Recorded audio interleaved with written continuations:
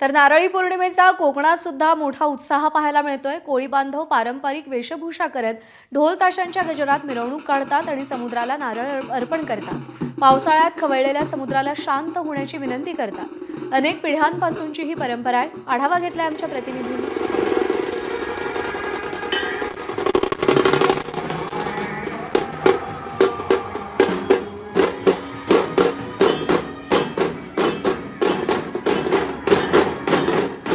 कोकणात नारळी पौर्णिमेचा उत्साह दिसतोय। आता गावागावांमध्ये सध्याच्या घडी जर आपण बघितलं तर मिरवणूक जी आहे ती निघालेली आहे। वाजत गाजत पारंपरिक ढोल ताशांच्या गजरामध्ये मिरवणूक निघते आणि महिला वर्ग, लहान मुलं यामध्ये अगदी मोठ्या उत्साहानं सहभागी झाले। जर आता आपण बघितलं तर या ताई आहेत, यांच्या हातामध्ये जो नारळ आहे त्याला वरती सोनेरी म्हणजे साधारणपणे रंग किंवा जो कागद आहे तो गुंडाळला गेलेला आहे आणि साधारणपणे ही परंपरा वर्षानुवर्षाची परंपरा आहे जी आजही जपली जाते।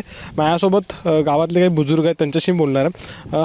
वाजत गाजत मिरवणूक निघाली आहे, परंपरा कशी असणार आहे आणि मासेमारीची सुरुवात एका अर्थानं आता खऱ्या अर्थानं होईल तुमची? नारळी पौर्णिमेला आम्ही नारळाला मुलामा देऊन सोन्याचे कलर वगैरे असे बसवून आम्ही चांगल्या प्रकारे एक मिरवणूक काढतो आणि समुद्रात नारळ टाकल्यानंतर उद्यापासून खऱ्या अर्थाने मासेमारीला सुरुवात होईल आणि मच्छीमारांचा रोजगार चालू होईल। अशा प्रकारे हा दरवर्षी पारंपरिक कार्यक्रम आम्ही साजरा करतो।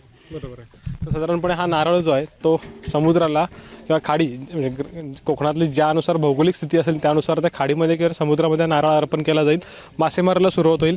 एका अर्थानं बघितलं तर तांत्रिकदृष्ट्या जरी 15 ऑगस्ट ही मासेमार बंदीचा कालावधी जरी असला तरी खऱ्या अर्थानं कोकणामध्ये साधारणपणे विशेषतः नारळी पौर्णिमा आली, नारळ समुद्राला खाडीला अर्पण केला की त्यानंतरच मासेमारीला सुरुवात होते। कॅमेरामॅन महबूब शेख सोबत मी अमोल मोरे, एबीपी माझा, रत्नागिरी। एबीपी माझा, उघडा डोळे बघा नीट।